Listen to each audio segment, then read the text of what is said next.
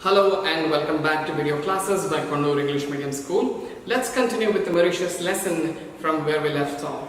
Until now we talked about different things that R.K. Lakshman, the author of this travelogue essay, remembers from his trip to Mauritius. He talked about the landscape, he talked about his journey on the glass-bottomed boat into the deep sea and the kind of marine life he witnessed through the glass-bottomed boat under the sea.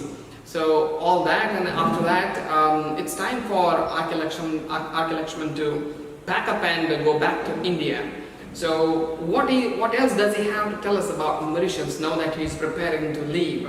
That's what we see in the last two or three paragraphs.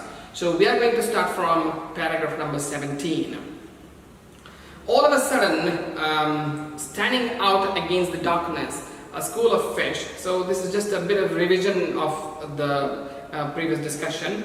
A colored bright lemon yellow with black bars all along their sides pass majestically by, cheering up the whole world of overwhelming gloom. Further on, I see the coral branches tipped with a peculiar blue light, like the hundreds of candles dying out. Plenty of colors coming now: violet, yellow, pink, green, postbox red.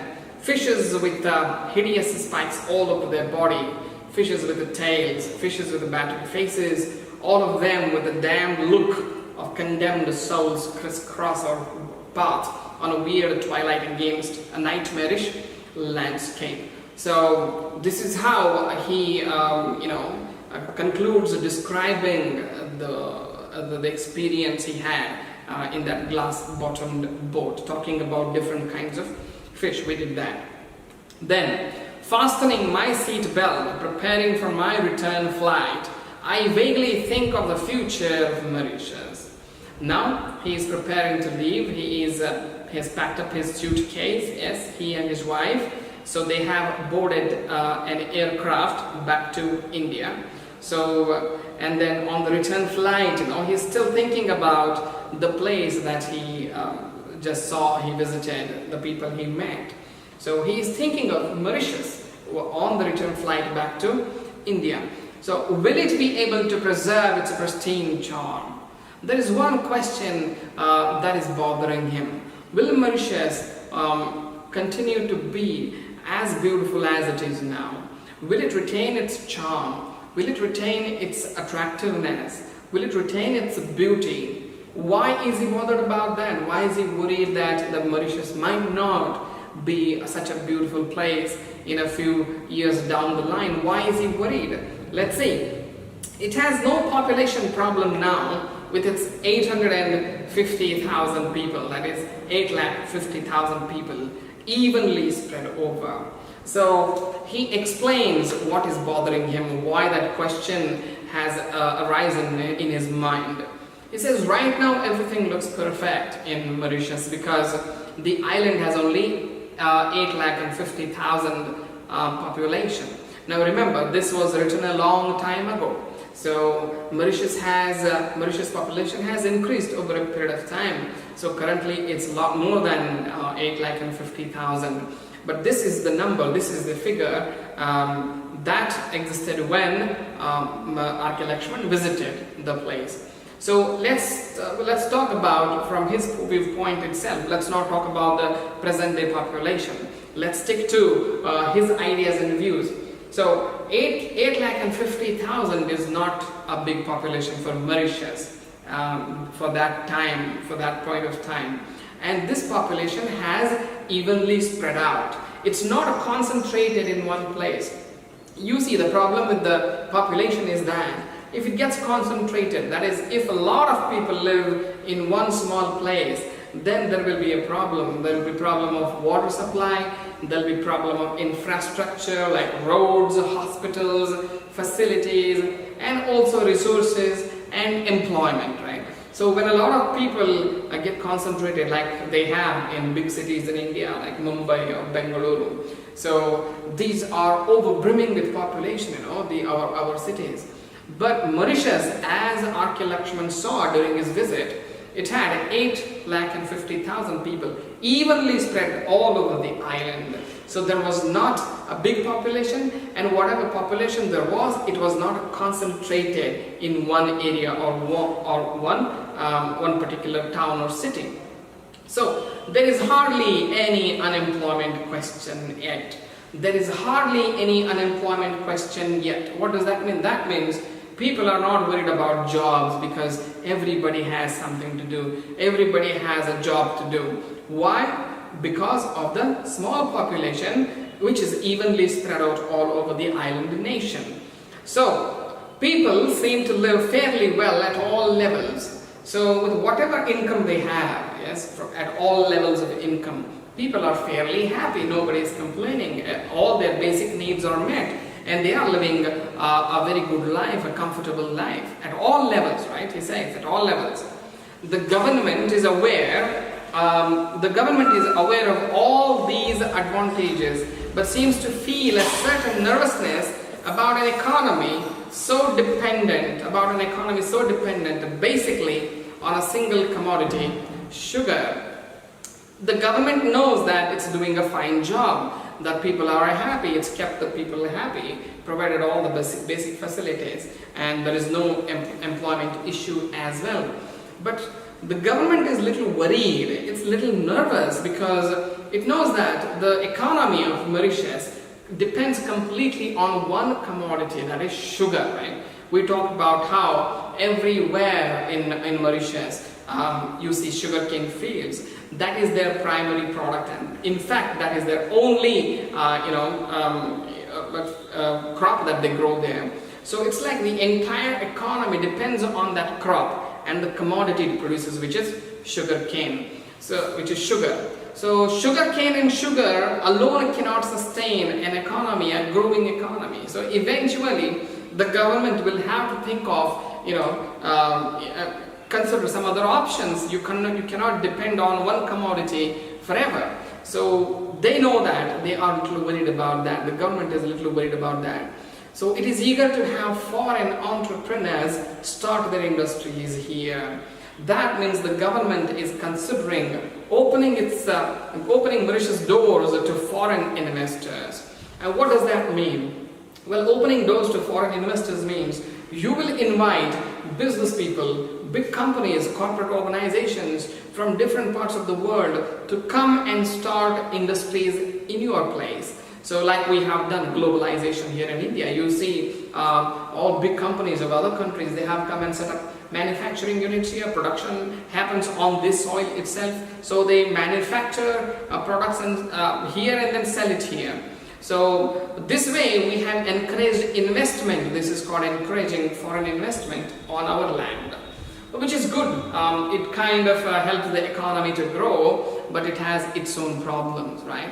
When you invite foreign investors onto your soil, well, they will be setting up manufacturing units, and when industries grow, when industrial growth takes place, well, there are benefits, but there are many bad side effects of that. That is what R.K. Lakshman is worried about.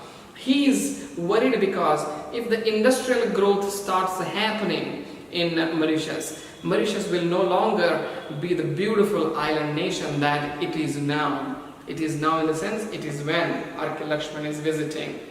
So while he is traveling back to India, while he is on his return flight back to India, his mind is full of these thoughts. Let's see what exactly he talks about the industrial growth in Mauritius that is possible in the later years. With industrial growth, the living space will shrink. The living space, when industrial growth happens, cities become congested, yes. More and more population will be attracted to come and settle down in cities where there are lots of jobs, different kinds of jobs and better job opportunities, better salaries as well. And due to this, the population levels become concentrated in some places, and more population means a lot of traffic, and living space will definitely shrink. People will start feeling that everything has become congested. That's how you feel when you go to a big city here in India as well. If you visit Mumbai or Bengaluru or Chennai or any of those cities in the north, you will feel that everything feels so congested. That's what he's talking about. Living space will shrink means you will start sensing that congestion everywhere. Their roads will have to be widened to take the load. And due to this congestion, more volume of people coming to that place, you have to widen the roads. Yes, you have to widen the roads. No longer, those existing roads will no longer be able to support the movement of increased volume of traffic. Yes, more number of people means more vehicles, and more vehicles means there'll be a lot of traffic. And to handle traffic problems, the first thing that comes to mind for the government is to widen the roads. And widening the roads means cutting down the trees which have been planted along the roads. So the price of land will go up and flats will appear. Well, cutting down the trees is not the only problem, right? So when you build new roads, you are inviting more people, more population to come to that place, because you can buy cars, you can drive along those nice roads, you can find better opportunities, and when more people come, the prices will go up, because you see, it's a simple law of demand and supply. In a small city, if it's overcrowded and the rates of flats, yes, the real estate, the property will automatically go up. Not just the real estate or property, but everything else, necessary commodities, services, hospital services, school education services, all prices will increase. So that is a big side effect of overpopulation, and industrialization encourages such expansion of cities and increase of population in that city.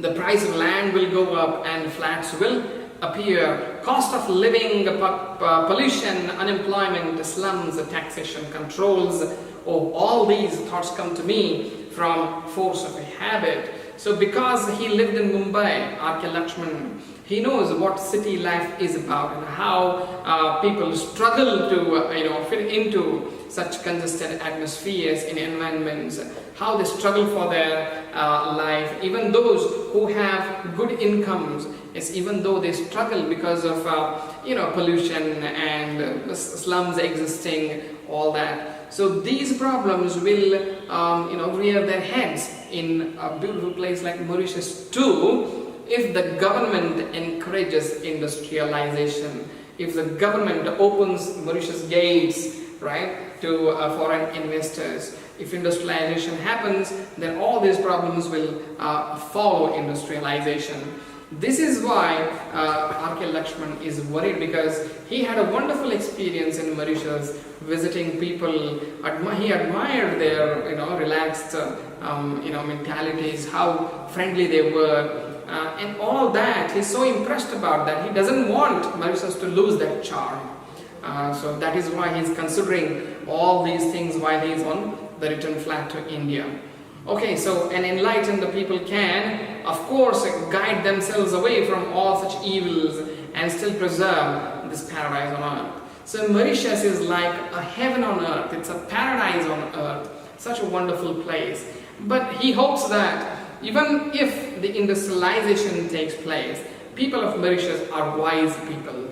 They are aware of all the hazards that industrialization can bring with it. So these enlightened people means these wise people, will probably be able to preserve the beauty of Mauritius even if industrialization takes place. So what is this? This is hope. R.K. Lakshman is hoping that while the government will not be able to depend upon one commodity forever, it will be considering expansion, it will be considering industrialization. He hopes that people of Mauritius remain wise as they are now, and they will stop Mauritius becoming a congested, polluted country like most of the developing countries are right now.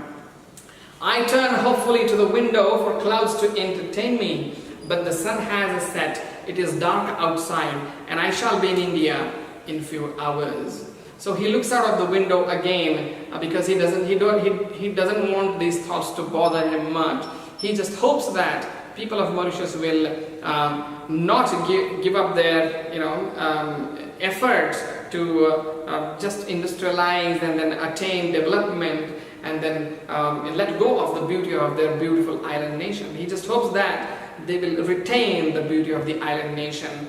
So with that, he just turns towards the window just to see the clouds outside. Remember, he was doing that when he was on his way to Mauritius from India. Now he does the same thing when he is on his way back home to India. And then he knows that it's already dark. You can't even keep watching the clouds. It's already dark outside. The sun has already set. And it was time to just go to sleep in his in the chair of the airplane. And in a few hours, he'll be back in India. So with that thought, he ends his travelogue, this essay about his trip to Mauritius. So see, he talked about so many things. This is the difference between a story and an essay. Essay contains a lot of details and information. And because there is no such thing as a storyline in an essay, it will be a little difficult and confusing to remember all the information, all the details. However, you have to do that. You have to jot down some points. You have to understand what part of the essay contains what kind of information. And if you do that, it will be very easy to remember all the details, small ones, big ones, everything. So in the next video class, we will probably discuss some questions and answers from this lesson. I will also be sharing some notes with you on WhatsApp, so you can refer to that as well. So see you in the next video class.